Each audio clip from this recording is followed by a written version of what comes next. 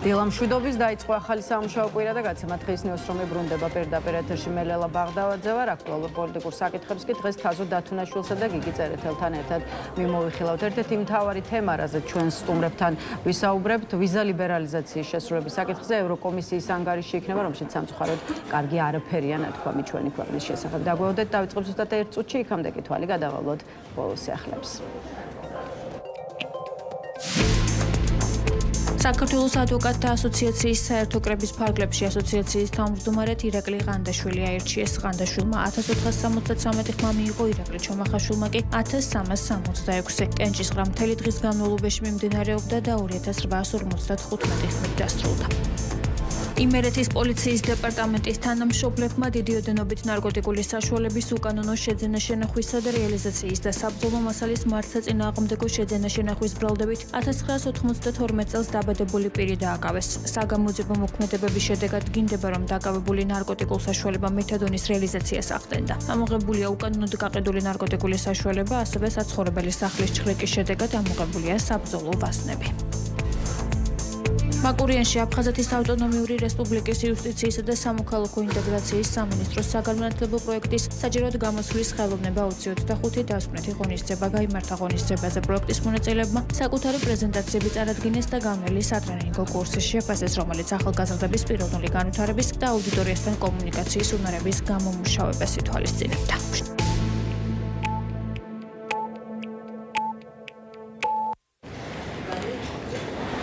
მაშასა ეს არის დღის ნიუს რომი. კიდევ ერთხელ მოგესალმებით და წარმოგიდგენთ ჩვენს პირველ სტუმარს, ლელო ძლიერ საქართველოს ერთ-ერთი ლიდერი თაზო დათუნაშვილია ჩვენთან ერთად. გამარჯობა ბატონ თაზო და მადლობა რომ გვესტუმრეთ. მადლობა თქვენ. ბატონ თაზო, დავიწყოთ ვიზა ლიბერალიზაციის საკითხზე ევროკომისიის მიერ გამოქვეყნებული რიგით მერვე ანგარიშის შეფასებით, რომელშიც სამწუხაროდ მართლაც კარგი არაფერი წერია საქართველოსთან დაკავშირებით. აღნიშნულია, რომ არათუ შესრულდა ევროკომისიის მიერ განსაზღვრული რეკომენდაციები, არამედ რიგი კუთხით ვითარება კიდევ უფრო გაუარეს და ევროკომისია ღიად ამბობს, რომ პირველ ეტაპზე განიხილება უვიზო მიმოსვლის შეჩერება საქართველოს მთავრობის მიერ გაცემული დიპლომატიური, სამსახურებრივი და ოფიციალური პასპორტების მქონე პირებისთვის, რომლებიც პასუხისმგებელნი არიან ევროკავშირის რეკომენდაციების შესრულებაზე, მაგრამ მათი მხრიდან ხედავენ უმოქმედობას. აი რა სიტყვით, საიდან სანამდე მოვედით და ეს არის მძიმე ანგარიში ქართული ოცნებისთვის, თუ ეს არის მძიმე ანგარიში მთლიანად ქვეყნისთვის? მოგესალმებით ქალბატონო, კიდევ ერთხელ მოგესალმებით ჩვენს მაყურებელს, სოლიდარობას ინდისის და პოლიტიკურ პატიმრებს ამ ქვეყანაში. სამწუხაროდ მივედით იმ ზღვარზე, როცა ცოტა ესეთი ფუნდამენტური ახსნა ჭირდება იმას, სადა ვართ და რა წერტილში მოვედით, იმიტომ რომ ჩვენ ვლაპარაკობთ მართლა იმაზე, რაც გულით მეც თქვენს აბსოლუტურ უმრავლესობას ამ ქვეყნის მოქალაქეების რაღაცა გენეტიკურ კოდად ჰქონდა ფაქტიურად გამჟდარი, რომ დასავლეთისკენ სიარული. დღეს ყავს სამშობლოს მტრები ხელისუფლებაში, რომელიც რაღაცა მასირებული ისტერიული პროპაგანდისტული შეტევით ცდილობენ, რომ დაანგრიონ, დაგვინგრიონ მომავალი და მეორე მხრივ დაანგრიონ ეს ევროპული სურათი. ამიტომ რაღაცა ფუნდამენტები ისევ მოსაბრუნებელია ჩვენს დისკურსში და საუბარში. პირველი, საქართველოს მოქალაქეების გარდა საქართველოს ბედი დედამიწის ზურგზე არავის არ აინტერესებს. ის რომ საქართველოს მოქალაქეების ბედი სწორად განვითარდეს, ეს მით უმეტეს. ყავს მტრები, რუსეთი, რომელსაც უნდა რომ ჩვენ აღარ ვარსებობდეთ როგორც ქვეყანა და ვიყოთ ისევ კოლონია და არსებობენ ჩვენი მეგობრები, რომელიც ჩვენ მისწრაფებას, რომ საქართველოს მომავალი ყოფილიყო ევროპული დასავლური ეხმარებოდნენ, იმიტომ რომ მათ გზის მიმართულებით მივდივართ. ეხლა ხდება რა? იმიტომ რომ რატომ ამბობ ამას? იმიტომ რომ ეხლა პასუხი ქართული ოცნებიდან ის კი არ არის, რომ ხალხო რა ვიცი, რაღაცა გვაქვს შესაძლებელი, რაღაცა გვაქვს გასაკეთებელი, რა ვიცი, შერიგებაა საჭირო, დალაპარაკებაა საჭირო, ეროვნული ერთობაა საჭირო. ამას კი არ ამბობენ.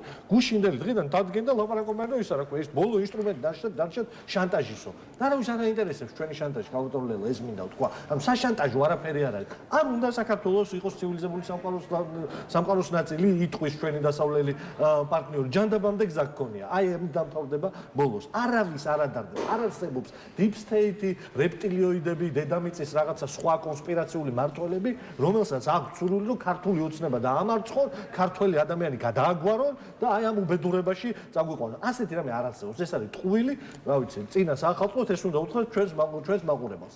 ეხლა რა ხდება? ის ხდება, რომ აი ეს აქამდე თამაში რიტორიკული, რომელიც იყო, რომ აი ეხლა ევროპა ცუდია, ის არის, აი ეს ბინძური თამაში ქართული ოცნების მხრიდან გადაიქცა კოშმარ ხმარულ რეალობად. ანუ ამ ბინძურმა თამაშმა მიგვიყვანა წერტილში, სადაც ჩვენმა პარტნიორებმა ხელი აიღეს ჩვენთან ურთიერთობაზე, იმიტომ რომ თქვენს რომ საქართველო აღარ არის სანდო. ჩვენ შეგვიძლია ბევრი ვილაპარაკოთ, რომ ქართულ ოცნებას დაუდგა მძიმე დღე, მაგრამ ამ შემთხვევაში, როდესაც უკვე ლაპარაკი არის ასეთ უკუსლაზე, არ იქნება სწორი და მართალი, რომ ჩვენ გვაქვს უნდა ვთქვათ, რომ ქართულ ოცნებას დაუდგა. აი ამ კონტექსტში მაყურებელს ევროკომისარ მაიკ მაგლართის განცხადებიდან მოკლე ამონარიდი მინდა გავაცნო, როდესაც საქართველოს ევროკავშირის კანდიდატის სტატუსი მიენიჭა, ვიმედოვნებდით, რომ ეს ხელისუფლებისთვის ძლიერი სტიმული იქნებოდა გაეტარებინა მნიშვნელოვანი რეფორმები ევროკავშირთან მოლაპარაკებების დასაწყებად, მაგრამ როგორც ჩანს, მათ ყველაფერი გააკეთეს, რათა საქართველოს მოქალაქეებისთვის ევროპული მომავალი ჩამოერთმიათ. ეს არის მისი პოზიცია. ხა სხვათა შორის ასეთი მოლოდინი თბილისშიც არსებობდა, როცა ცალკეული ოპოზიციური პარტიის თუ სამოქალაქო სექტორის წარმომადგენელი იმედოვნებდა, რომ სტატუსის მინიჭება ხელისუფლებას აიძულებდა დაეკმაყოფილებინა კრიტერიუმები, რისის შესრულებაც აბსოლუტურად ყველა იმ ქვეყნის წინაშე დადგა, ვინც თავის დროზე ევროინტეგრაციის გზა და გაწევრიანების პროცესი გაიარა. რატომ გადადგა ქართულმა ოცნებამ აი ამ კრიტერიუმების საწინააღმდეგო ნაბიჯები, ესეც მინდა კითხო. ის რაზეც ახლა ევროკავშირი საუბრობს, თქვენი აზრით, გაკეთდა მიზანმიმართულად? სხვა ხსნა გაუტოლელა არა აქვს. შეხედეთ, როდესაც თქვენი მოსახლეობა, ჩვენ რო ხართ ხელისუფალი, ჩვენ რო ვიყოთ ხელისუფლებაში, აგერ მე და თქვენ ვიყოთ ამ მაგიდის გარშემო. რო ვიცით, რომ ყველა კვლევა გვეუბნება, რომ მეტნაკლებად 80 პლუს 5%, მინუს 5%, 80% მოსახლეობის აბსოლუტურ უმრავლესობას უნდა ერთი რამე. ბევრი რამე კი არ უნდა 80% საქართველოში, აი რამ სტატისტიკას სოციოლოგი რო შეხვდეთ. ბევრი რამე კი არ აერთიანებს საქართველოს მოქალაქეების 80%. ეს იდეა, რომ საქართველოს უნდა ყოფილიყო ევროატლანტიკური სივრცის ნაწილი და ევროკავშირის ეს აერთიანებდა საქართველოს მოქალაქეების 80%-ს. აი ეს აერთიანებდა. ეხლა ამის წინააღმდეგ რო წახვიდა, ხო? ესეთი არასწორი ელექტრონულად არასწორი რაღაცა აკეთო. თან ამაში მოიშველიო აი ეს საბჭოთა რუსული პროპაგანდის მეთოდები, მოსკოვი და ეხლა. ამას თუ მიზანმიმართულად აკეთებ, აბა არ აკეთებ, აბა რატო უნდა გააკეთო? აბა მაშინ ხო ეხლა, ხო სიგიჟეა იმის დაჯერება, რომ რაღაცა ბრიუსელი გაფუჭდა. რა გაფუჭდა? შეოჯახა შენებულო ესეთი. საკუთარ თავს შეხედო, ერთმანეთს გადახედო იმ პარლამენტში როზია. რა გაფუჭდა, სად გაფუჭდა? რა ბრიუსელი დეგრადირდა? რა ჩამოიქცა? ჩამოქცევის პირას არიან ინდივიდუალურიდან დაწყებული კოლექტიური დამთავრებული საღორე აქვს მოწყობილი ქვეყნიდან. პრემიერ-მინისტრიდან დაწყებული ყველა მინისტრი იყო ჩართული მასშტაბური კორუფციის სქემაში. საქართველოს უმაღლესი თანამდებობის პირები თაღლითურ კოლცენტრებს ფლობენ. ჩვეულებრივი კრიმინალები და ბანდიტები არიან. არარაობები, რომლებიც მართავენ ქვეყანას, მაფიოზები, რომლებიც მართავენ ქვეყანას და ბრიუსელი ჩამოიქცაო ამას იძახიან. ეს არის მიზანი რჩება ის, რომ როგორმე შეიცვალოს საქართველოს ხელისუფლება, ესეც ერთ-ერთი არ მჯერა მე ამის. ეს არის აი ისეთი ინფანტილიზმი, როგორ ინფანტილიზმი იყო კანდიდატის საქართველოს მიმართ უძებნიან ქართულ ოცნებაში. აი რა საფუძველი შეიძლება, ხო, ევროპის მიზანი რჩება, როგორც ქართულ ოცნებაში ამტკიცებენ, ის რომ როგორმე შეიცვალოს საქართველოს ხელისუფლება. რა საფუძველი შეიძლება კონდეს ამ ტიპის ბრალდებას საქართველოს მიმართ, ბრალდებას, რომ ბრიუსელია დაინტერესებული საქართველოში ხელისუფლების შეცვლით. რაღაცა ბევრი მომიწია, მაგრამ პირდაპირ ვიტყვი, ფეხებზე კიდიათ საქართველოს შეცვლა ევროპაში. ფეხებზე კიდიათ. საშუალო სტატისტიკურ ევროპელს და საშუალო სტატისტიკურ პოლიტიკოს საერთოდ არ აინტერესებს რა ხდება საქართველოში. არავინ არ იცის აქ რა ხდება. არავინ. ჩვენ თუ მოუყვებით ამბავს და იგებენ თავისი საელჩოებიდან. არავინ ევროკავშირში არ იცის საქართველოში რა ხდება. იმიტომ არ იცის, რომ არ აინტერესებს. არ აინტერესებს. ჩვენ გვაინტერესებს იქ შესვლა. რატო გვინდა იქ? იმიტომ რომ ღირსეული პენსია არის. ადამიანები სიბერეში რო შედიან და პენსიაზე გადიან, ისე ბერდებიან, რომ შიმშილში და მედიკამენტს და საჭმელს შორის არ ირჩევენ. აი ესე არის დაჟე ბულგარეთშიც კი, აი ბულგარეთ ყველაზე დაბალი ეკონომიკური განვითარების ქვეყანა. ბულგარეთშიც კი მოხუცი შიმშილით არ კლდება. მარტო ხელა მოხუცი შიმშილით არ კლდება, ან მედიკამენტებს არ იკლებს. აი ეს არის მარტივი. საშუალო ხელფასი ევროკავშირის ყველაზე ჩამორჩენილ ქვეყანაშიც კი არის საქართველოზე ბევრად უფრო დიდი და ბევრად უფრო ღირსეული. ქართულს ხო ღირსეულობაზე ლაპარაკობს. რა არის ამიხსენით იმაზე ღირსების შემლახავი? ყველაზე ღირს შემლახავი რა არის? როდესაც ხედავ მოხუცს, რომელიც აფთიაქში დგას და ხელებზე ითulis რამდენი ლარი ეყოფა იმისთვის რომ ტკივილგამაყუჩებელი იყიდოს ან წნევის დამწევი წამალი იყიდოს. ამაზე შემლახავი ღირსების რა არის? ან ადამიანი რომელიც ეხა ქუჩაში ხელგამოშვერილი დგას, ამაზე ღირსების შემლახავი რა არის? ან ადამიანები რომელიც 300 ლარიან ხელფასზე მესაფლავეებად ყავდათ გაფორმებული, ეხა მოუჭრეს, იმიტომ რომ აღარ გჭირდებათ, ნაგავში გადააგდეს ეს ხალხი. მესაფლავეებად 300 ლარიანი ხალხი რო ყავდათ მერის დასაქმების პროგრამაში, მუნიციპალიტეტების გაფორმებაში. ეხა ხო გადაყანს, ამაზე უღირსი რა არის? აი ამაზე ღირსების შემლახავი მდგომარეობა რა არსებობს კიდე? აი ეს უნდა ქართველებს, რომ ეს ღირსება კონდეთ, ნორმალური პენსია, ნორმალური ხელფასი, ჯანდაცვა კონდეს, ადამიანები არ კვდებოდნენ ამ ქვეყანაში, იმიტომ რომ სამედიცინო სერვისებს ვერ იღებენ. ადამიანები, იმიტომ რომ სამსახური დაკარგეს, ან არ ვიცი, შემწეობაც ჭირდებათ, შესაძლებლობები შეეზღუდათ, ღირსეული სოციალური დაცვა რო კონდეთ. ამიტომ უნდა ევროპა. სხვა რამის გამო კი არ უნდა. რაღაც LGBT იმის პასეულობების გამო კი არ უნდა. ამიტომ უნდა ყველაზე მეტ კარტო ევროპა და ამ ღირსებისთვის იბრძვის. ეს არის სწორი. თორე და ჩვენ გვინდა იქ კიდევ ერთხელ ვამბობ, იმათ არ უნდა ჩვენგან არაფერი. არ ჭირდებათ შეცვლილი საქართველოს, თუ რამე აქვს შესაძლებელი თავის შიგნით შეცვლია. ფეხებზე კიდია. გასაგებია, აი ევროკომისიის ანგარიშის ირგვლივ მინდა ისევ ვიტრიალოთ და ახლა კიდევ ერთი კითხვა, რამდენად შეიძლება იმუშაოს ქართულ ოცნებაზე ერთგვარად მუქარამ, რომ თუ კი თქვათ აზრზე არ მოვლენ, შეუჩერდებათ უვიზო მიმოსვლა. კახა კალაძიდან დაწყებული მაკა ბოჭორიშვილი დამთავრებული, ყველა ამბობს, რომ კი ბატონო არიან დასანქცირებულნი, მაგრამ არ აქვთ პრობლემა კონკრეტულ ქვეყანაში გამგზავრების მიზნით სავიზო პროცედურები გაიარონ. შესაბამისად, რამდენად შეაშინებს პრობლემა შეიძლება ქართული ოცნების შეშინება უვიზო მიმოსვლის შეჩერებით? ვერ დაეთრევიან, შეხედეთ პრობლემა, ვერ დაეთრევიან. ამ შავ დღეში არიან. ანუ ეკა გამოვა და გაღიმებული გაწელილი სახით მაკა ბოჭორიშვილი ის ღიმილო შეახმა უკვე რამოდენიმე წელია. სახეზე გეტყვით რომ არა აქვს პრობლემა. როგორ არა აქვს? ბოდიში და სისხლს ანთხევენ აქეთ-იქით, ისეთი პრობლემა აქვს.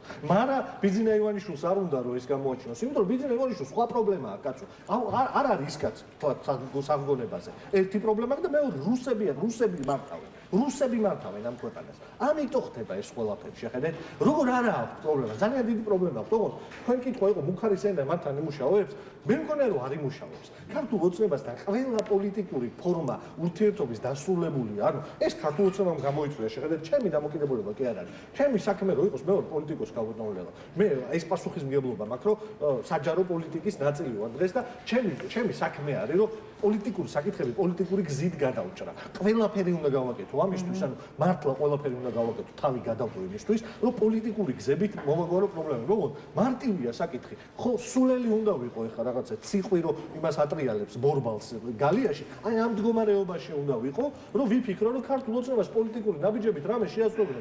ვერ შეაცვლევინე. ასე უნდა უთხრათ ჩვენ დასავლელ პარტნიორებს, როგორც გეგონათ, რომ კანდიდატის სტატუსი რამე შეცვლი და ისე არაფერს არ შეცვლის, ეხლა ეს ყველაფერი ესენი არიან მზად, რომ მთელი საქართველოს 4 მილიონივე მოქალაქე დააყენონ უცხოის პირას და გადაჭეხონ. ანუ ამისთვის მზად არიან. ყველაფერზე წამსვლელები არიან. ამ უტყვის სახეებით ყოველდღე გამოდიან და ამბობენ ხალხო, აი ეს როგორი გათახსირებული უნდა იყო, უბრალოდ დაწლილი ყველანაირი მორალისგან, ადამიანობისგან, კაცობისგან, ქალობისგან, რომ ყოველდღე გამოხვიდე და იძახო, რომ ბრიუსელში ბუდობენ რაღაცა არარსებული ორგანიზაციის წარმომადგენლები, რომელსაც ერთადერთი ბიძინა ივანიშვილი ერევა მთელ სამყაროში. აი ერთი წუთი ხო შეიძლება ამაზე დავფიქრდეთ, რომ არის ამხელა სამყარო, ამხელა ევროპა.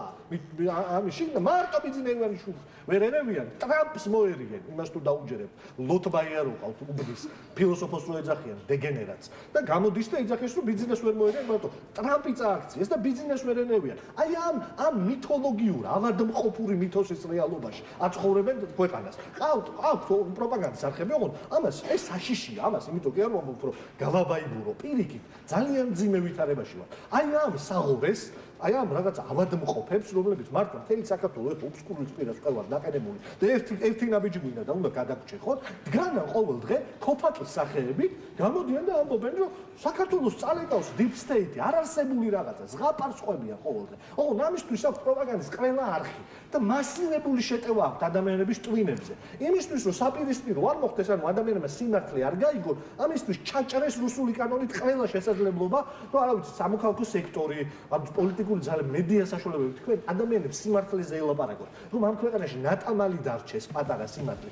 ეგ აღარ არსებობს. ქვეყანა აქციეს აი ამ რუსული საღორის ალგორითმად. რომელშიც აი გამოყვება ამითი, რომ ევროპა არის თურმე გამრყნელი, თურმე ბრიუსელი ჩამოიქცა, თურმე პარიზი ნაგავში ხრჩობა და საგარეჯო თერჯოლა და ისა ბათუმი არიან საქართველოს ყველაზე კაი ქალაქი. რუსული კანონი ახსენებს ევროკომისიის ანგარიშში შეშფოთებაა გამოთქმული საქართველოში მიღებულ არაერთ საკანონმდებლო აქტთან დაკავშირებით, კერძოდ ეს კანონებია სწორედ უცხოური გავლენის გამჭვირვალობის შესახებ კანონი, ოჯახური ღირებულებებისა და არასრულწლოვნების დაცვის შესახებ კანონი, უცხოური აგენტების რეგისტრაციის აქტი და შესწორებები, რომელიც შეტანილი იქნა გრანტების შესახებ კანონში, მოქალაქეთა პოლიტიკური შეკრების კანონში ცვლილებები, ასევე ადმინისტრაციულ სამართალდარღვევათა კოდექსში, მაუწყებლის კანონსა და სისხლის სამართლის კოდექსში ცვლილებები. აქ შეიძლება ახლა ბევრმა იკითხოს, რა შუაშია ლიბერალიზაცია ყველა იმ კანონთან, რომელსაც ევროკომისია ასახელებს. აი, მინდა რომ ახსნათ მაყურებლებისთვის, რატომ არის შუაში ქართული ოცნების ბოლო ერთწლიანი კანონშემოქმედება სწორედ იმასთან,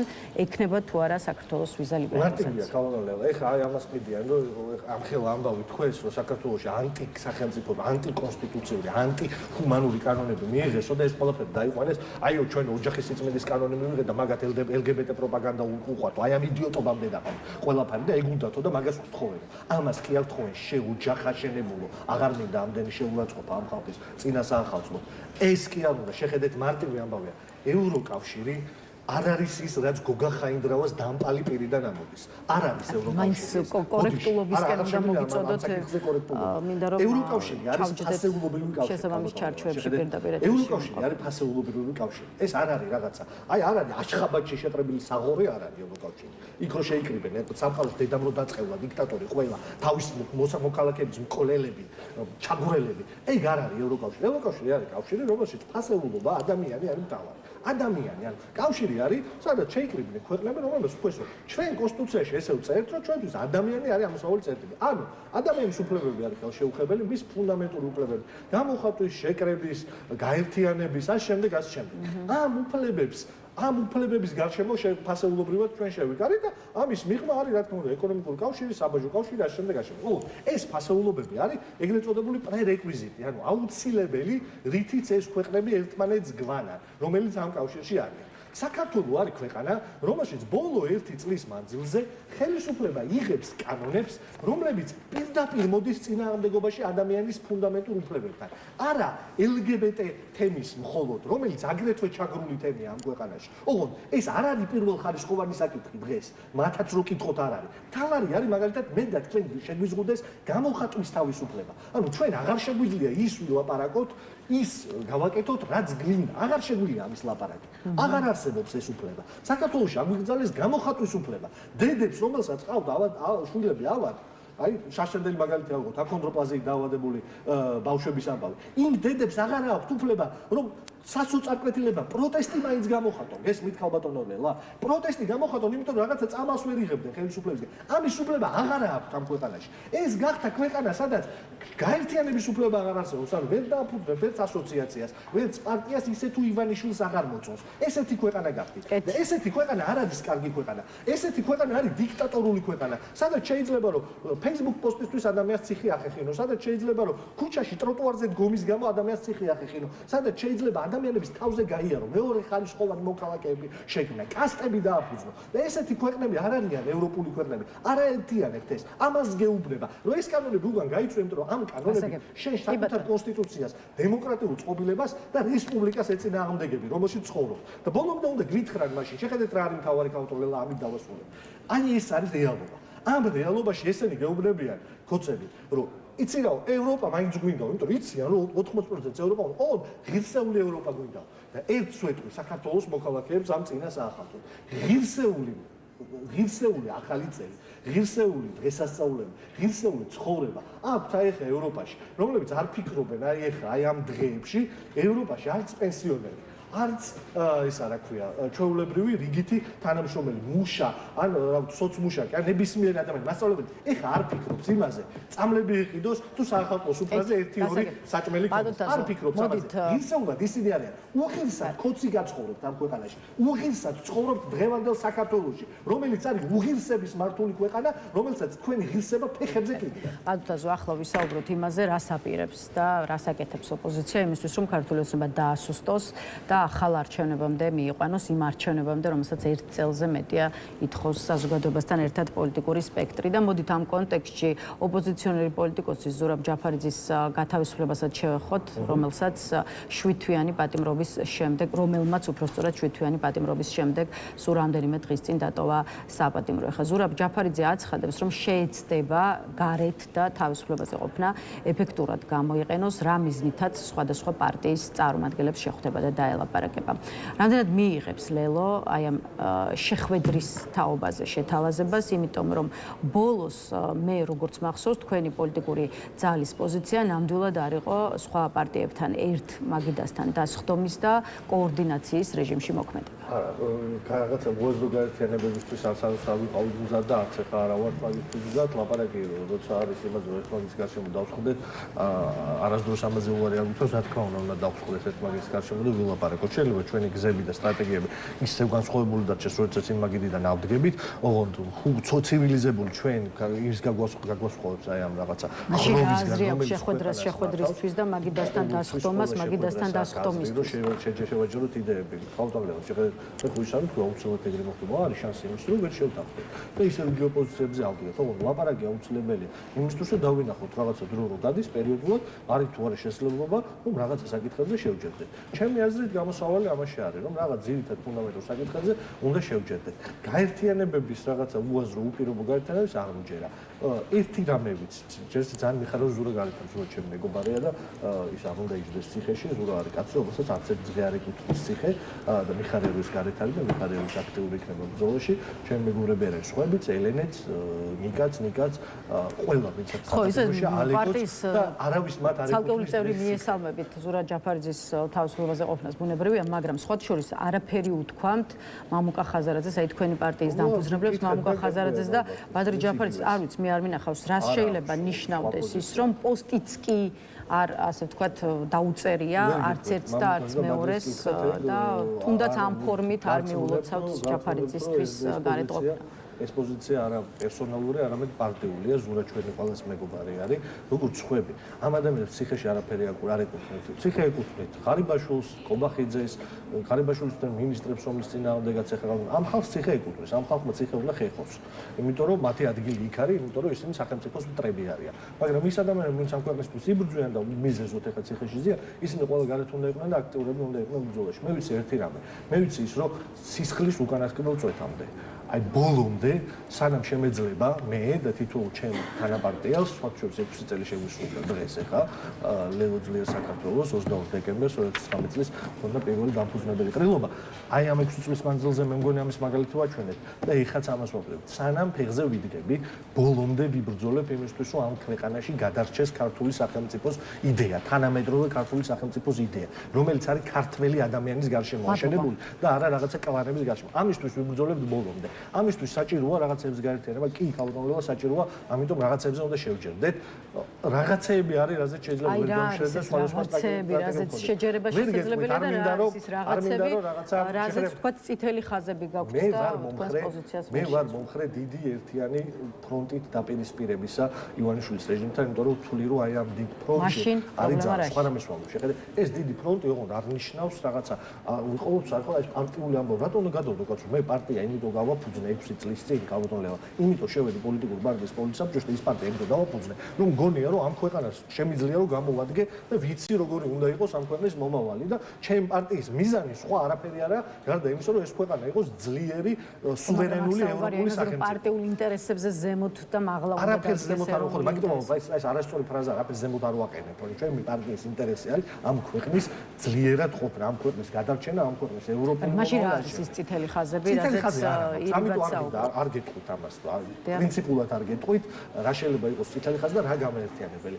იმიტომ რომ ყველაფერი მაგიდაზეა დღეს. საქართველოს ბედი დღეს სამწუხაროდ წდება მოსკოვში და ჭორვილაში, აი აქ წყვეტენ და აშხაბადი დაამატეს ეხა და ამას რო დაუპირისპირდე, ყველაფერზე უნდა ვილაპარაკოთ. ანუ არ მინდა რამე შემზღუდავი შევქმნა ეხა და გითხრათ რომ რამე შემზღუდავი არსებობს. არა, საუცილებელია საუბარი, აუცილებელია პოლიტიკის მთავარი წესის დაცვა. ერთმანეთთან კომპრომისებზე წასვლა იმისთვის რომ საერთო საქმეს გამოვადგეთ. უნდა განსხვავდეს რამე პარტიული ინტერესის დაცვა. ერთიანი გეგმით გააგრძელოს სოფლის სპექტრმა ბრძოლა ქართულებს წინ. პირველები ყოველთვის, აი რა ყოველთვის დაარსების დღიდან ვამბობთ რომ ესენი არიან რუსები, ამათ უკან დგას კრემლი და ამათ უნდა ვებრძოლოთ ერთიანი სტრატეგიით. როდესაც გაგვიყავდეს არჩევნები, გაყალბებამდეც ვიბრძოლოთ ერთიანობას. რომ გაგვიყავდეს არჩევნები, პირველები ვიყავით იმისთვის, რომ მოდი რაღაცა სივრცე გქონდეს სალაპარაკო, ერთიანობა შევინარჩუნოთ. ის ჩვენი შემოთავაზება იყო რაღაც ერთგვარი სახალხო პარლამენტი, იმის მუღამის კი არ იყო, რომ რაღაცა შევკრებილი ყავდა და სახლობანა გვეთამაშა. იმის მუღამის კი არ იყო, რომ ყველაფერზე ერთნაირად გველაპარაკა. იმის ამბავი მთელი ის იყო, აი ამ სახალხო შეკრების, რომელიც გვინდოდა რომ ქონოდა, რომ სალაპარაკო სივრცე გქონოდა მუდმივი ერთმანეთში, რომ ყველა პრობლემაზე ერთმანეთთან დისკუსიით შეგვეთავაზებინა გადაჭრის გზა. ეს იყო ამის მიზანი. დღემდე ამას ვამბობთ. ამას ვამბობდით მაშინ, როდესაც შევდიოდით არჩევნებში. ვამბობდით, რომ ერთიანი ფრონტით ვიგებთ და წამოდით ეხლა ერთიანი ფრონტით დავდგეთ. ჩვენ ყველაფერს დავთმოთ, მოდი დავდგეთ. ამიტომ ერთიანობის მტერი მე არასდროს არ ყოფილა, არც ჩემი პარტია არასდროს არ ყოფილა. ასე თავში რაღაცა პრობლემა არავის არ აქვს, მაგრამ ერთიანობის მტერი იყო. ოღონდ ერთიანობის მიზანი, ერთიანობის ფორმა, ერთიანობის მოდელი აი ამაზე გვაქვს ბევრი სამსჯელო და სალაპარაკო და ამისთვის ერთ-ერთი გზა არის მაგიდასთან დასხდომა და წყნარად ამაზე საუბარი. შეიძლება გამოგვივიდეს, შეიძლება არ გამოგვივიდეს, არც ერთია დასაძრახი, მაგრამ მთავარია რომ ეს დიალოგი ყოველთვის არსებობს. მადლობა ბატონ თაზო იმისთვის რომ გვესტუმრეთ და უპასუხეთ ჩვენს კითხვებს. დღეს დაგემშვიდობებით სხვა დროს რა თქმა უნდა საუბარს აქტუალურ საკითხებზე ისევ განვაგრძობთ.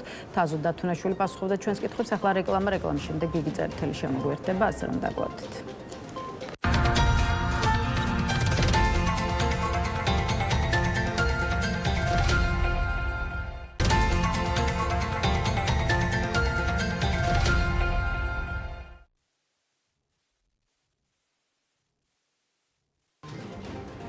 მაშასე რეკლამა დასრულებულია, ბრუნდებით პირდაპირ ეთერში და გვერდება ჩვენი კიდევ ერთი სტუმარი, ევროპული საქართველოს თავმჯდომარე გიგი წერეთელია ჩვენთან ერთად. გამარჯობა ბატონ გიგი და მადლობა რომ შემოგვერთით. ბატონ გიგი, მოდით გადაცემის ეს ნაწილიც ევროკომისიის ანგარიშის შეფასებით გავხსნათ, რომელიც საქართველოს მიერ ვიზა ლიბერალიზაციის პირობების და ამ კუთხით ნაკისრი ვალდებულებების შესრულებას შეეხება. სამწუხაროდ ევროკომისია ასკუნის, რომ საქართველოს მნიშვნელოვანი რეგრესი განიცადა მართლობისა და კანონის უზენაესობის საკვანძო მოთხოვნებზე, რაც უვიზო მიმოსვლის მინიჭების ბაზის ქმნის. ევროკომისია აღნიშნავს, რომ ამ უკუსვლის სისტემური და მიზანმიმართული ბუნების გათვალისწინებით უვიზო მიმოსვლის შეჩერების განახლებული მექანიზმის ფარგლებში შესაბამის ზომებს განიხილავენ, მათ შორის პირველ ეტაპზე უვიზო მიმოსვლის შეჩერება შესაძლოა შეეხოს საქართველოს მთავრობის მიერ გაცემული დიპლომატიური, სამსახურებრივი და ოფიციალური პასპორტების მქონე პირებს, მეორე ეტაპზე კი შეზღუდვა შესაძლოა უკვე თელ მოსახლეობაზე გავრცელდეს და გაფართოვდეს. ეხლა თითქოს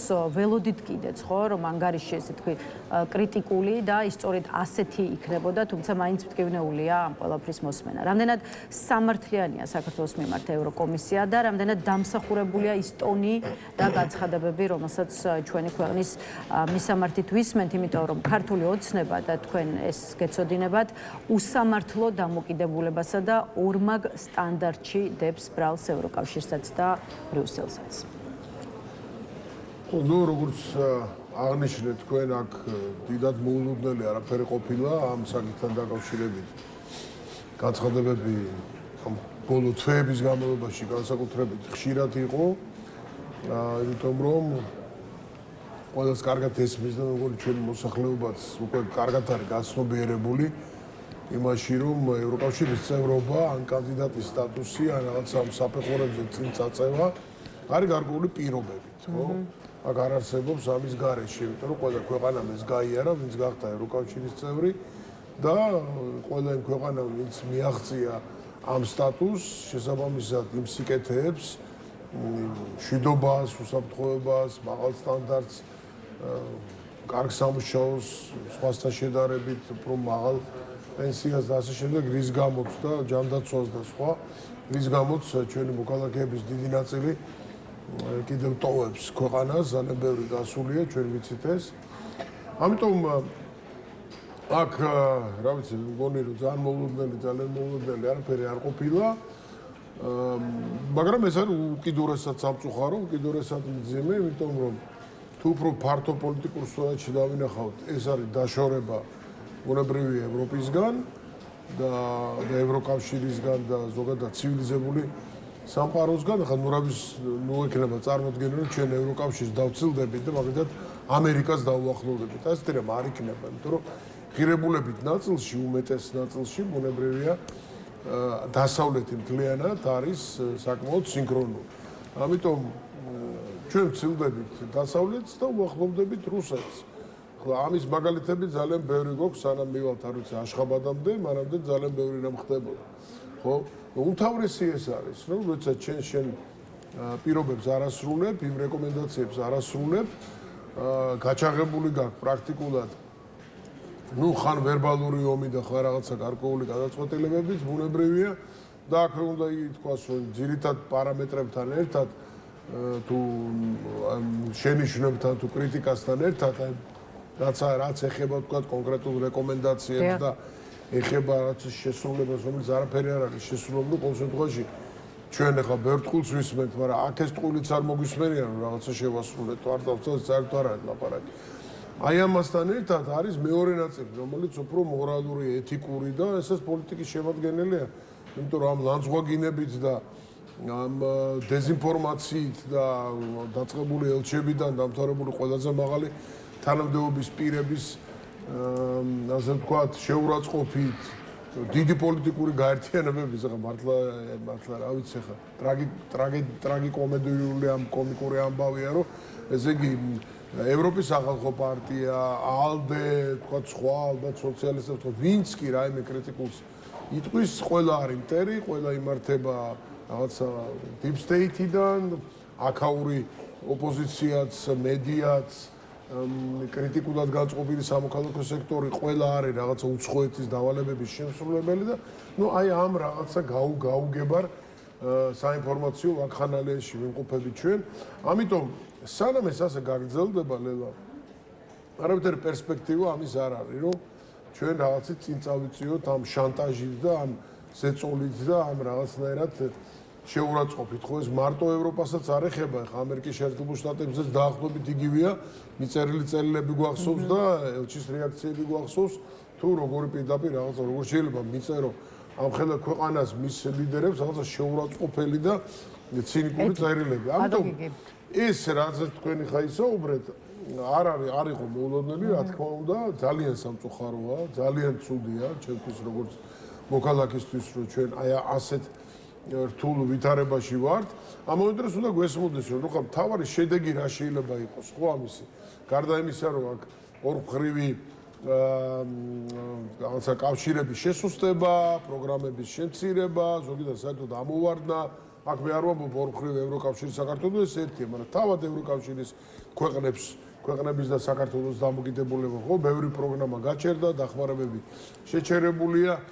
ეს ქვეყნის ეკონომიკაზე ძალიან სერიოზულად მოქმედებს და ბოდიში დავასრულებ, აძლევს საშუალებას, ისედაც გაღებული აქვს კარი და იწვევენ სხვა ქვეყნის წარმომადგენლებს, ეს იქნება ჩინეთი, არ ვიცი, ირანი, არაბული ქვეყნები და ასე შემდეგ. ანუ გარკვეულწილად ცდილობენ, რომ ან დაანახო, რომ ჩვენ ამით ჩანაცვლება შეგვიძლია, ან მართლაც ეს რაღაცა მათი გადაწყვეტილებაა და აი მინდოდა ამ ვიზო მიმოსვლაზე გადასული ყავს სწორედ. კითხვის დასმა მინდა. ხო, კი ბატონო და მითხარით მაშინ რომ მე ანუ აი ჩინეთიც ახსენეთ და თან ლოგიკურადაც ჩაჯდება ის კიდევ ერთი გარემოება, რაზეც ევროკომისია საკუთარ ანგარიშში საუბრობს. აი აღმოჩნდა, რომ ევროკავშირი არა მხოლოდ ვთქვათ ადამიანის უფლებების დარღვევის გამო გვედავება, არამედ ვიცი, აი პრეტენზია აქვს ერთგვარად თბილისის მიერ სხვა ქვეყნებთან წარმოებულ სავიზო პოლიტიკასთან მიმართებაში და მიიჩნევს, რომ ის წინააღმდეგობაში მოდის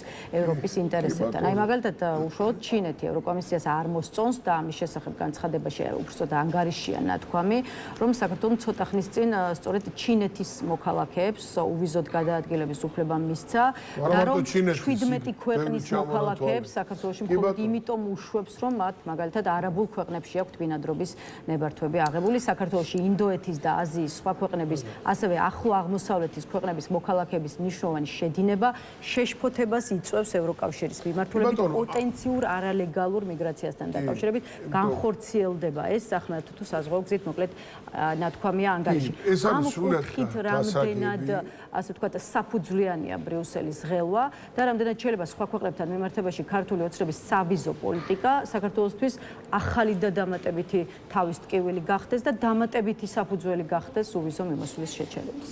კი ბატონო, ხა ყველაფერი ერთმანეთს ემატება, მაგალითად ეს ქიმიური იარაღის შესაძლო გამოყენება თუ არამართლომიერი გამოყენება თუ ასე შემდეგ. ეს დამატებითი ფაქტორი იყო და ჩვენ ვნახეთ აი ამ კრიტიკის და კრიტიკული განწყობის ჩვენ ვნახეთ ევროპარლამენტში დებატები, ხო? და აქაც ძალიან ბევრი გამოცვლელი ხას უსვამდა ამას და საერთაშორისო გამოძიებას ითხოვდა, მაგრამ თქვენ კითხვას რომ დაუბრუნდე, ხო, ერთი არის მენიუ, ის ასე ვთქვათ, რეკომენდაციების შესასრულებელი, რომელიც საქართველოს უნდა შეასრულოს და ამას საქართველოს დღევანდელმა ქართული ოცნების ხელისუფლება უნდა შეასრულოს და არაკეთებს და საპირისპიროდ იქცევა და არის გარკვეული კიდევ მნიშვნელოვანი ნიუანსები, რაც ახლა რაც თქვენ თქვით, სხვა ქვეყნის მოქალაქეებისთვის, მათ შორის ისეთებისთვის, ვინც შემდეგ შეიძლება იყოს პოტენციური მიგრანტი უკვე საქართველოს გავლით და საერთოდ მიგრაცია არის ერთ-ერთი ყველაზე რთული და მძიმე თემა დღეს მსოფლიოში, მათ შორის პოლიტიკურ დებატებში და დისკურსში ეს არის წამყვანი და საარჩევნო მთელ ქვეყნებში მთავარი საარჩევნო საკითხიც არის, ეს არის როგორც ამერიკის შეერთებულ შტატებში, ასევე ევროკავშირში. ამიტომ აქ ეს გასაგებია და შეიძლება იყოს კიდევ დამატებითი არგუმენტი ამგვარი სავიზო პოლიტიკა ქვეყნის შიგნით, როგორც რაღაცა გარკვეული საფრთხეები, ასევე დასავლეთისთვის, როდესაც არარეგულირებად, არამართლად მიგრაციაზეა საუბარი. მთლიანობაში რომ თქვათ და რაღაცნაირად შევაჯამოთ ეს საკითხი, ჩვენ ვიმყოფებით უკიდურესად, ასე ვთქვათ, მძიმე ზღვარზე, მაშინ როდესაც ყველაზე მთავარი მონაპოვარი, რაც მოდი ასე ვთქვათ, ერთ-ერთი ყველაზე სერიოზული ინსტრუმენტი ინტეგრაციის ჩვენი საზოგადოების და დაახლოების კი ბატონო ევროკავშირთან და შემდგომი ნაბიჯების გათვლით ეს არის თავისუფალი მიმოსვლა და სწორედ ეს ახალი რეგულაციები, რომელიც მიღებულია სწორედ დეკემბრის ბოლოს, იძლევა საშუალებას, რომ გაცილებით უფრო მოქნილად მიუდგენ ამ საკითხს. ადრეც გვაქვს ნათქვამი და ეს ხშირად მეორდება, რომ საქართველოსთვის და საქართველოს მოსახლეობისთვის იმ სულისკვეთებით, რომელიც ევროკავშირს აქვს და ევროპელ ლიდერებს აქვს ხალხის მიმართ, მხარდაჭერის მიმართ, აი ამ დიდი ბრძოლის, რაც არის უკვე წელიწადზე მეტია, ხო, ადამიანების და აი ასეთი თავდადების თუ მსხვერპლის თუ ასე შემდეგ, ეხლა მსხვერპლში მე გულისხმობ ყველა იმ კონტრიბუციას, რაც ადამიანები თავიანთი გაჭირების, ოჯახების, ჯანმრთელობის, პატიმრობის ხარჯზე აკეთებენ და აი ამისადმი ძალიან დიდი მხარდაჭერის გამო სხვაგვარი მექანიზმი შეიძლება ამოქმედდეს, რაზეც თქვენ ამბობდით, ეს გადაწყვეტილება შეიძლება იყოს ძალიან სწრაფად მიღებული, ან შეიძლება იყოს, რა ვიცი, გვიან მიღებული, საერთოდ არ იყოს მიღებული, თუ კი გადაიდგება ადეკვატური ნაბიჯები, ეს არის დავამთავრებ, ეს არის სწორედ გარკვეული ჯგუფის ადამიანებისთვის სავიზო შეზღუდვები და არა მოსახლეობისთვის, რომლის დიდი ნაწილისთვის თბილისი იქნება თუ რეგიონი ემიგრანტების ცხოვრებას და იქიდან გამოგზავნილ თანხებს, მათ გასვლას სამუშაოდ, მათ გასვლას სამკურნალოდ, განათლებისთვის და ასე შემდეგ, აქვს ძალიან დიდი მნიშვნელობა. პადოგიგე, სხვა აქტუალურ საკითხებსაც მინდა შევეხოთ, მოვასწროთ გარკვეულწილად მაინც საუბარი, მათ შორის ვისაუბროთ იმაზეც რა არის გამოსავალი, რა უნდა იყოს ოპოზიციის სამოქმედო გეგმა და მოდით ერთი კითხვით შევეხოთ იგივე ოპოზიციონერი პოლიტიკოსი ზურაბ ჯაფარიძის გათავისუფლებას, ისე როგორც მის სურვილს, სწორედ აი ერთიან სტრატეგიაზე სასაუბროთ შეხვდეს სხვადასხვა პარტიის წარმომადგენლებს. რამდენად კარგი იდეა გგონიათ და რამდენად დარჩა შანსი, რომ ოპოზიცია არ ვიცი, ერთიან გეგმამდე მივიდეს. ბევრს ამის მორიგჯერზე მცდელობა დროის ფუჭად გახარჯვა გონია. რატომ უნდა ვიფიქროთ, რომ ეს არ იქნება სწორედ დროის ფუჭად დახარჯვა და ოპოზიციის ერთ მუშტად შეკვრის, ასე ვთქვათ, მცდელობა ახლა უკვე შედეგს გამოიღებს? ნუ უპირველეს ყოვლისა ძალიან დადებითი ამბავია, რომ ზურაბ ჯაფარიძე არის თავისუფალი. მე ვნახე ის დილას, სხვა შორის ის დილაც იყო ძალიან რაღაცა უცნაურად, უბრალოდ რა ვიცი, როგორი პოლიტიკაც აქვს, რეპრესიული რაღაც ისე. განთავისუფლების გარემოებებს გულისხმობ? ხო, განთავისუფლების გარემოებებს, ხო, აღარ მინდა დეტალებს შევეხო, მაგრამ ნამდვილად რა არგუმენტიც არ უნდა მოიშველიო ადამიანის ესე რაღაცა ფილმებში გვინახავს, რომ გაიხსნება ეს კარი და გადის ადამიანი და მარტო დგას ცარიელ ქუჩაში დაახლოებით აი ესე გააკეთეს, როგორც ვიცით, მე რაღაც განმარტებები კი იყო, მაგრამ ფაქტია, რომ ადამიანი მაისურით გამოვიდა ყინვაში და ზურას და აქვე ეს არის ბუნებრივია იმედი ყველასი და აუცილებლობა დადგება, რომ ყველა ის ჩვენი მეგობარი, თანამებრძოლი, პატრიოტი, პოლიტიკური თუ სინთეზის პატიმარი დატოვებს საპატიმროს საჩევი ბალე. გუშინ ორი დაბადების დღე იყო, ესე იგი ეს ცხოვრება ადამიანების ეს წარმოვიდგენთ, რომ საპატიმროში არიან, მაგრამ უამრავი, ასე თქვა, დრამატული ამბავი ახლავს ამას თან. ეხლა როცა მცირეწლოვანი შვილები მამას ვერ მიულოცავენ დაბადების დღეს, მასთან ერთად რაღაცა დროს ვერ გაატარებენ ხანგრძლივი დროის განმავლობაში და როცა ამას გაიაზრებენ, შეიძლება ჯერ იმ ასაკში არ არის, რატო არიან მათი მშობლები, მამები თუ დედები, აგერ ხო, ელენეც იხდის ამ სასჯელს, ხო, რისთვის არიან დაპატიმრებული და რატომ არიან მოწყვეტილი თავის ოჯახებს, ხო? და დაბადების დღეებს აქედან რაღაცნაირად უგზავნიან მილოცვებს შორიდან, ხო? გუშინ იყო ორი დამთხოვა იყო მიხეილ სააკაშვილის დაბადების დღე და ნიკა მელიას დაბადების დღე და ძალიან ბევრი, ასე ვთქვათ, სოციალურ მედიაშიც და ისედაც ბევრი სურვილი იყო, სენტიმენტები და მხარდაჭერა და ასე შემდეგ. რაც შეეხება მეორე ამბავს, აი აქედან რომ გადავიდეთ. ხო, შეხვედრის შეთავაზებამდე რომ ამბავს. ამის პერსპექტივაზე ამ ერთიანობის თემა. ნუ წარმოუდგენლად გადაღეჭილი თემაა, ხო, რაღაცა ჩვენი პოლიტიკური ცხოვრების თამდევია, იმიტომ რომ რეალობაც ასეთია, ხო, ან ეს გაქვს, ან არა გაქვს და ამ ქონას თუ არ ქონას თავისი შედეგები აქვს. შემდეგ პოლიტიკურ პროცესზე არჩევნებს თუ ასე შემდეგ.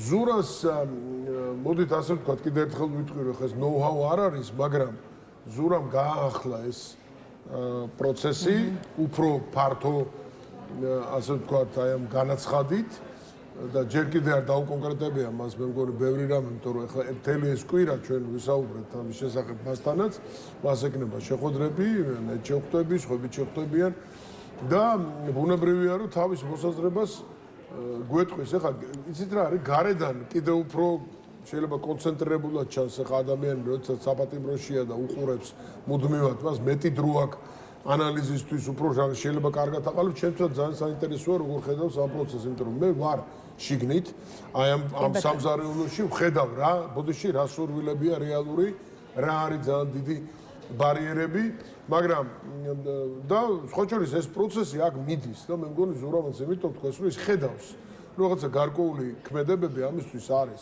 აქეთ მაგალითად აი რაღაცა ეს ახალი შედარებით 8 პარტიის კოორდინაცია, რომელიც მიმდინარეობს და მე ვიტყოდი, რომ მიუხედავად ყველანი სირთულით სადაც ამ პარტიებს შორის არის, განცდა იმისა, რომ გარკვეული ძალების გაერთიანება, სინერგია არის საჭირო, არსებობს და აქეთ არის, იგივე ხდება სამოქალაქო სექტორშიც, სამოქალაქო სექტორის და პარტიების დაახლოებაც ხდება და ამას ჩვენ ვხედავთ ყოველდღიურად.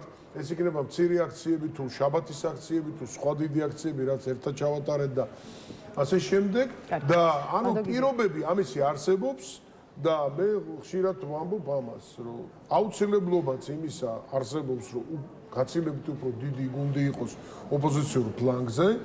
სირთულეები ამისი არის, მაგრამ საჭიროა ლიდერი, ბატონ გიგი, როგორც ამას ანალიტიკოსები ამბობენ და მოდით ამ კონტექსტში ზურაბ ჯაფარიძეზე ჩაგეკითხებით, რა არის უშუალოდ ზურაბ ჯაფარიძის, ვთქვათ, ძლიერი მხარეები და ის უპირატესობები, რაც მას შეიძლება ქონდეს სხვა პოლიტიკოსებთან მიმართებაში, იმიტომ რომ თვითონ მათი კოალიციის ცალკეული წარმომადგენლის შეფასებით, აი სწორედ ჯაფარიძეს აქვს ის უნარები, რაც ვთქვათ, სჭირდება ერთწლიანი პროტესტის პოლიტიკურ პროცესად გარდაქმნას. ჯაფარას შეუძლია შემკვრელი მმართველის ფუნქცია აი, შეასრულოს, ეს არის კოალიციის ერთ-ერთი ზურა წარმომადგენლის ჯაფარიძე პოზიცია. ჩემი მეგობარია, ძალიან კარგად ნახოთ, თუ ვიცი მისი ფიქრობთ, რომ შეიძლება ჯაფარიძემ შეძლოს ის, რაც არ გამოუვიდა ყოველ შემთხვევაში ამ ეტაპამდე არც ერთ სხვა ოპოზიციონელ ლიდერს, მათ შორის არც სალომე ზურაბიშვილს. ძალიან დიდ ტვირთსაც დავადებთ ახლა ზურას, ძალიან ბევრი კარგი უნარი აქვს, ეს თვითონ უნდა გადაწყვიტოს, ეს რაღაცნაირად არ გამოდის რა პორციას, რა ნაწილს ამ ტვირთის თვითონ აიღებს თავის თავზე,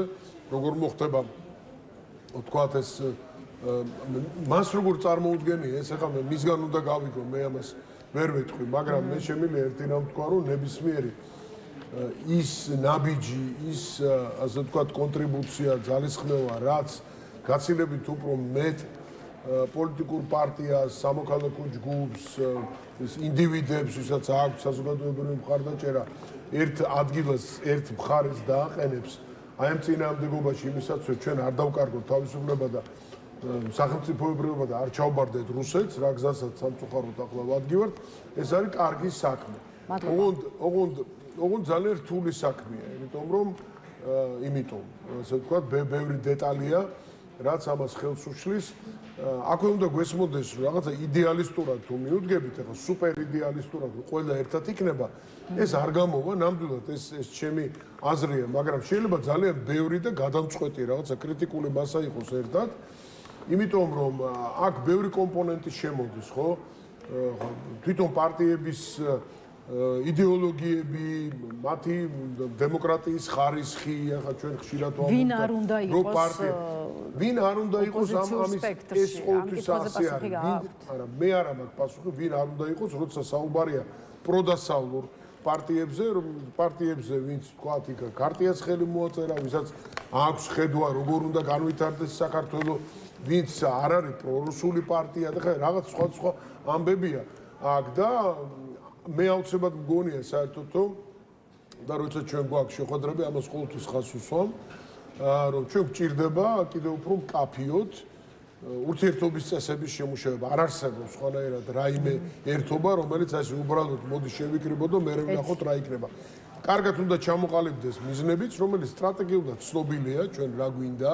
აი ახლა ხო, მათ შორის რაღაც წინააღმდეგობის გაფართოება, კიდევ უფრო მეტი ადამიანის ჩართვა და ყოველ შემთხვევაში აი რაღაცა კონსოლიდაციაზე, შიდა ოპოზიციურ კონსოლიდაციაზე გაცილებით მეტი აქცენტი, ის ხარისხი, ვთქვათ, არ თანამშრომლობის და ასე შემდეგ, რომელსაც ჩვენ ვხედავთ განსაკუთრებით სამოქალაქო სექტორში და მათ შორის საზოგადოებაში ბევრგან და შემდეგ უკვე ჩამოყალიბდეს უნდა როგორი ურთიერთობის წესი. აი ეს იქნება ყველაზე რთული და ზურა თუ ამის კოორდინაციას გაწევს, ახლა მას აქვს მორალური უფლებაც, საპატიმროდან გამოვიდა, რაღაცას ხედავდა სხვანაირად, ადამიანებთან შეუძლია საუბარი, ჩვენთან ყველასთან მე მგონი რომ პოლიტიკურ პარტიებთან მას შეუძლია ურთიერთობა და ეს პროცესი დაიწყება ალბათ და ვნახოთ როგორ მივა. მთავარი ერთი რამ არის რომ ჩვენ უნდა გვესმოდეს რა ტიპის ბრძოლაში ვართ და როგორი შედეგები შეიძლება ამას კონდეს ამ წლის ბრძოლაში. მადლობა გიგი სამწუხაროდ